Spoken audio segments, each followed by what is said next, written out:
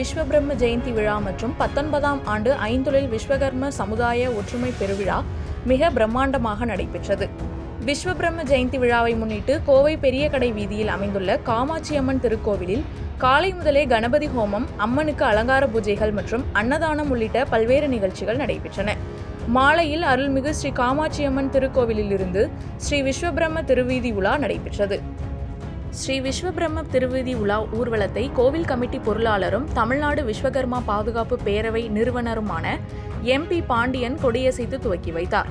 ஊர்வலமானது கேரளா புகழ் பாபுவின் தீயம் ஆட்டத்துடன் வானவேடிக்கை, சிலம்பாட்டம், சிங்காரி மேளம், பேண்டு வாத்தியங்களுடன் திண்டுக்கல் மின் அலங்கார வண்டியில் ஆயிரக்கணக்கான பக்தர்கள் புடைசூழ ஸ்ரீ விஸ்வபிரம்ம திருவீதி உலா ஊர்வலம் புறப்பட்டு பெரிய கடை வீதி, வைசியால் வீதி, சலிவான் வீதி, காந்தி பார்க் மற்றும் தெலுங்கு வீதி வழியாக மீண்டும் ஊர்வலம் காமாட்சியம்மன் சன்னிதானத்தை சென்றடைந்தது. இந்நிகழ்ச்சியில் ஸ்ரீ பாபுஜி சுவாமிகள் சிறப்பு விருந்தினராக கலந்து கொண்டு பக்தர்கள் மற்றும் பொதுமக்களுக்கு ஆசிகள் வழங்கினார். ஊர்வலத்தில் தமிழ்நாடு விஸ்வகர்மா அப்ரைசர்ஸ் யூனியன் சார்பாக மாநில ஒருங்கிணைப்பாளர் C. கணேசன் ஆச்சாரியார் தலைமையில் பக்தர்களுக்கு சுண்டல், ரோஸ் மில்க், பாதாம் பால், கேசரி உள்ளிட்ட உணவுப் பொருட்கள் சுமார் 1000க்கும் மேற்பட்ட பக்தர்களுக்கு வழங்கினார்கள்.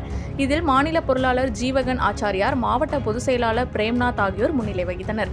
ஊர்வலத்தில் ஐந்தொழில் செய்யும் விஸ்வகர்மா சமுதாய மக்கள், அரசியல் பிரமுகர்கள், பொதுமக்கள் உட்பட 1000க்கும் மேற்பட்டோர் கலந்து கொண்டு அம்மனின் அருள் பெற்றனர். வணக்கம், என் பேர் கணேசன். தமிழ்நாடு விஸ்வகர்மா யூனியனின் மாநில ஒருங்கிணைப்பாளர் பதவியில் இருக்கிறேன்.